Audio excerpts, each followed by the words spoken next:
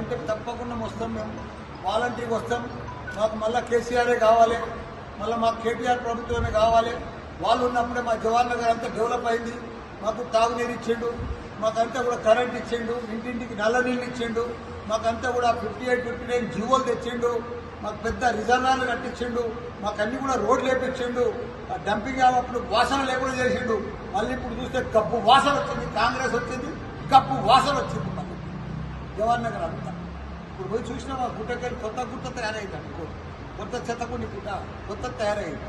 అప్పుడు ఉన్నప్పుడు వాడు కంట్రోల్ ఉండేది. మేము మన టీఆర్ఎస్ ఉన్నప్పుడు ఇప్పుడు కంట్రోల్ లేదు, ఏం లేదు, భయం లేదు, భక్తి లేదు. ప్రజలకంతా వాసన వస్తుంది, గబ్బులు వేసిపోయింది మొత్తం జవహర్ నగర్. మళ్ళీ తప్పకుండా ప్రజలందరూ కూడా ఇప్పుడు కంకణం కట్టుకున్నారు. మొత్తం ప్రతి బస్సులో ప్రతి ఊర్లే తెలంగాణ అంతా కూడా ప్రజలందరూ కూడా అయ్యో మనం మర్చిపోతుంది, మనం ఎటో పోతుంది, మనం ఆశల పడి మనం కాంగ్రెస్ ఓటు వేస్తుంది, మనం ఇప్పుడు చాలా పెద్ద ఎత్తున బాధలు పడుతున్నాము, మనం ఇబ్బందులు పడుతున్నాము. మన గురుకుల పాఠశాలలు కూడా కేసీఆర్ గారు 1000 గురుకుల పాఠశాలలు తెరిస్తే అవి కూడా సరిగా మెయింటైన్ చేస్తలేరు, అందులో కూడా కరెక్ట్గా ఫుడ్ పెడతలేరు. పిల్లలంతా కూడా అల్లకెళ్ళి కూడా వెళ్ళిపోతూ ఉన్నారు. కాబట్టి అన్ని బాధలే, ఒక్క బాధ కాదు, ఒక్క మనిషికి ఒక్క బాధ కాదు కాంగ్రెస్ వచ్చేసరికి.